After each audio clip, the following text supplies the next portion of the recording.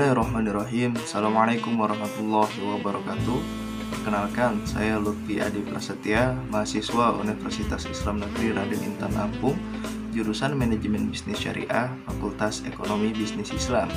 Pada video kali ini, saya akan mempresentasikan materi tentang akad.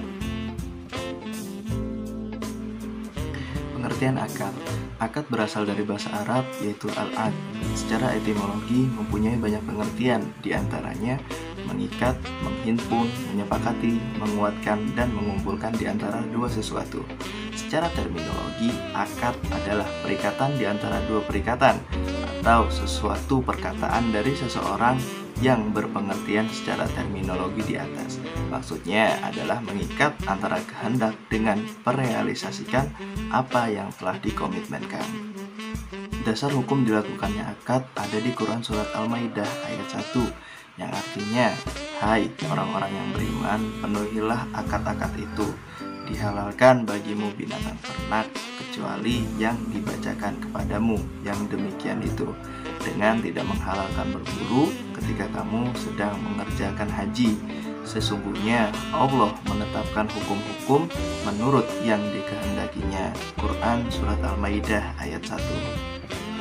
Rukun dan syarat akad. Akid, orang yang melakukan akad. Akid adalah pihak-pihak yang melakukan transaksi atau orang yang memiliki hak dan yang akan diberi hak. Seperti dalam hal jual beli, mereka adalah penjual dan pembeli. Adapun syaratnya, para ulama fikih memberikan persyaratan atau kriteria yang harus dipenuhi oleh akid antara lain. 1. Ahliyah. Keduanya memiliki kecakapan atau kepatutan untuk melakukan transaksi. Biasanya mereka akan memiliki ahliyah jika telah baligh atau mumayyiz dan berakal. Berakal di sini adalah tidak gila sehingga mampu memahami ucapan orang-orang normal. Sedangkan mumayyiz di sini artinya mampu membedakan antara baik dan buruk, antara yang berbahaya dan tidak berbahaya, dan antara merugikan dan menguntungkan. Yang selanjutnya, wilayah bisa diartikan sebagai hak dan kewenangan seseorang yang mendapatkan legalitas syar'i untuk melakukan transaksi atas suatu objek tertentu. Artinya, orang tersebut memang memiliki pemilik asli, wali atau wakil atas objek transaksi, sehingga ia memiliki hak dan otoritas untuk mentransaksikannya. Hal yang terpenting, orang yang melakukan akad harus bebas dari tekanan, sehingga mampu mengekspresikan pilihannya secara bebas. Yang selanjutnya, ma'qud alaih, objek transaksi, harus memenuhi beberapa persyaratan sebagai berikut. Objek transaksi harus ada ketika akad atau kontrak sedang dilakukan. Objek transaksi harus berupa mal mutakawwim, harta yang diperbolehkan syara untuk ditransaksikan dan dimiliki penuh oleh pemiliknya. Objek transaksi bisa diserah terimakan saat terjadinya akad atau dimungkinkan di kemudian hari. Adanya kejelasan tentang objek transaksi. Objek transaksi harus suci, tidak terkena najis dan bukan barang najis. Pembagian akad berdasarkan dari segi penamaannya.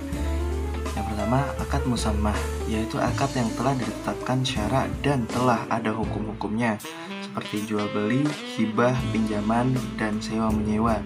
Yang selanjutnya, ghairu musammah, yaitu akad yang penamaannya ditetapkan oleh masyarakat sesuai dengan keperluan dan kebutuhan mereka di sepanjang zaman dan tempat, seperti al-istina, al-wafa, dan lain-lain. Akad yang tidak sahih adalah akad yang tidak memenuhi rukun dan syaratnya sebagaimana yang ditetapkan oleh syarak. Dibedakan menjadi dua, yaitu yang pertama, akad batil adalah akad yang tidak memenuhi salah satu dari rukun akad. Dengan demikian, syaratnya juga tidak terpenuhi atau terdapat pelarangan syarak, seperti tidak dijelasnya objek yang diakadkan. Yang selanjutnya, akad fasid adalah akad yang semua rukunnya terpenuhi, namun ada syarat yang tidak terpenuhi. Pembagian akad berdasarkan keabsahannya menurut ketentuan syarak. Akad sahih adalah akad yang memenuhi rukun dan syarat yang ditetapkan oleh syarak. Akad sahih terbagi menjadi dua. Yang pertama, akad nafis, yaitu akad yang sempurna dilaksanakan. Artinya, akad yang dilangsungkan sesuai dengan ketentuan syarak dan terpenuhinya rukun dan syarat yang tidak ada penghalang untuk melaksanakannya. Yang selanjutnya, akad mauquf, yaitu akad yang dilakukan seseorang yang cakap bertindak hukum, tetapi dia tidak memiliki kewenangan untuk melangsungkan dan melaksanakan akad itu. Seperti akad yang dilakukan oleh anak kecil yang sudah mumayyiz. Dalam kasus seperti ini, akad tersebut baru dianggap sah secara sempurna dan memiliki akibat hukum apabila sudah mendapat izin dari walinya. Pembagian akad berdasarkan diisyaratkannya atau tidaknya akad. Yang pertama, akad musyara'ah, ialah akad-akad yang dibenarkan syarak untuk dilaksanakan dan tidak ada larangan padanya, seperti gadai dan jual beli. Yang selanjutnya, akad mamnu'ah, ialah akad-akad yang dilarang oleh syarak untuk dilaksanakan, seperti akad donasi harta anak di bawah umur dan menjual anak kambing dalam perut ibunya.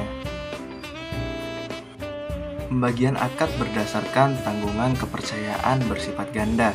Yang pertama, akad doman, yaitu akad yang mengalihkan tanggungan risiko atas kerusakan barang kepada pihak penerima pengalihan sebagai konsekuensi dari pelaksanaan akad tersebut, sehingga kerusakan barang yang telah diterimanya melalui akad tersebut berada dalam tanggungannya.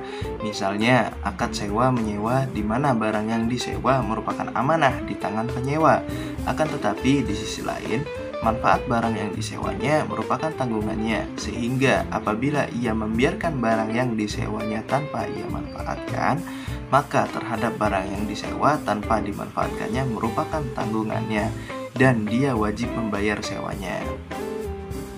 Yang selanjutnya, akad amanah, yaitu akad di mana barang yang dialihkan melalui barang tersebut merupakan amanah di tangan penerima barang tersebut, sehingga tidak berkewajiban menanggung risiko atas barang tersebut, kecuali kalau ada unsur kesengajaan dan melawan hukum.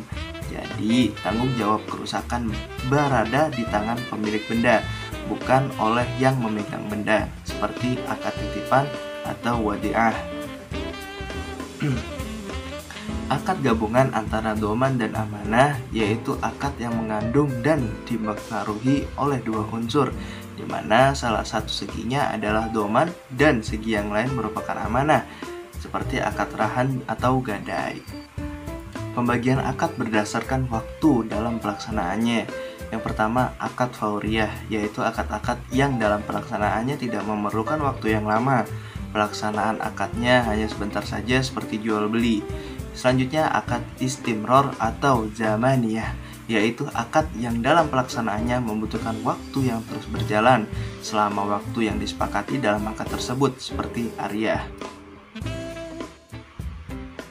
Pembagian akad berdasarkan akad pokok dan tambahan atau mengikut. Yang pertama, akad asliyah, yaitu akad yang berdiri sendiri tanpa memerlukan adanya sesuatu yang lain, seperti jual beli, sewa menyewa, ariyah, dan lain-lain. Yang selanjutnya, akad tabi'iyah, yaitu akad yang keberadaannya tidak berdiri sendiri, tetapi tergantung kepada suatu hak yang menjadi dasar ada atau tidak adanya yang lain, seperti akad rahan tidak akan dilakukan tanpa adanya hutang. Pembagian akad berdasarkan tujuan atau niat si pelaku akad. Yang pertama, akad tabaru, yaitu akad yang dimaksudkan untuk menolong dan murni karena mengharapkan pahala dari Allah. Jadi tidak ada unsur untuk mendapatkan keuntungan, seperti akad hibah, wasiat, wakaf, dan lain-lain. Yang selanjutnya, akad tijari, yaitu akad yang dimaksudkan untuk mencari dan mendapatkan keuntungan. Jadi, akad ini merupakan akad bisnis yang bersifat komersial, seperti akad jual beli, sewa menyewa, dan lain-lain. Tujuan dan akibat hukum akad. Menurut para ulama fikih, setiap bentuk akad tentu ada tujuannya dan akan mempunyai akibat hukum, yaitu tercapainya sasaran yang akan diraih dari sejak semula akad dilaksanakan, seperti pemindahan hak milik dari penjual kepada pembeli, dan akad itu bersifat mengikat bagi pihak-pihak yang berakad. Tidak boleh dibatalkan kecuali disebabkan hal-hal yang dibenarkan syarak, seperti terdapat cacat pada objek akad atau akad itu tidak sesuai dan tidak memenuhi ketentuan rukun dan syarat akad. Tujuan akad harus jelas dan diakui syara. Tujuan akad ini terkait erat dengan berbagai bentuk transaksi yang dilakukan. Seperti dalam jual beli, tujuannya adalah untuk memindahkan hak milik penjual kepada si pembeli dengan adanya imbalan. Demikian pula dalam akad ijarah atau sewa menyewa, di mana akad ini bertujuan untuk memiliki manfaat benda bagi orang yang menyewa dan pihak yang menyewakan mendapatkan imbalan. Pada akad ariyah atau pinjam meminjam bertujuan untuk memiliki manfaat tanpa adanya imbalan. Prinsip-prinsip akad. Yang pertama, prinsip kebebasan berkontrak. Kedua, prinsip perjanjian mengikat. Ketiga, prinsip kesepakatan bersama. 4, prinsip ibadah. 5, prinsip keadilan dan keseimbangan prestasi. 6, prinsip kejujuran atau amanah. Berakhirnya masa berlaku akad tersebut apabila akad tersebut tidak mempunyai tenggang waktu. Dibatalkan oleh pihak-pihak yang berangkat apabila akad tersebut sifatnya tidak mengikat. Dalam akad sifatnya mengikat, suatu akad dapat dianggap berakhir jika 1. Jual beli yang dilakukan fasad, seperti terdapat unsur tipuan, salah satu rukun atau syaratnya tidak terpenuhi. 2. Berlakunya khiyar, syarat, aib atau rukyat. 3. Akad tersebut tidak dilakukan oleh salah satu pihak secara sempurna. Dan yang terakhir, salah satu pihak yang melakukan akad meninggal dunia. Hikmah akad. Pertama, adanya ikatan yang kuat antara dua orang atau lebih di dalam bertransaksi atau memiliki sesuatu. Selanjutnya, tidak dapat sembarangan dalam membatalkan sesuatu ikatan perjanjian karena telah diatur secara syar'i. Dan yang selanjutnya, akad merupakan payung hukum di dalam kepemilikan sesuatu sehingga pihak lain tidak dapat menggugat atau memilikinya. Sekian yang dapat saya sampaikan, kurang lebihnya mohon maaf, semoga bermanfaat. Usikum wa nafsi bitaqwallah, wallahul muwaffiq ila aqwamit thoriq. Wassalamualaikum warahmatullahi wabarakatuh.